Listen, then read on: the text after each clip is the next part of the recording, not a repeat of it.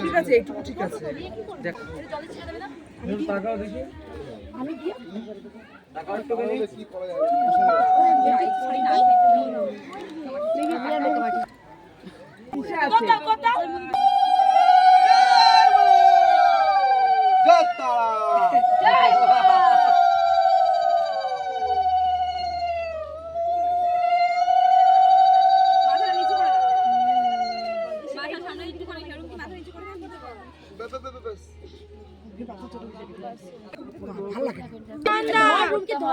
ঘটিটা কোথায় গেল?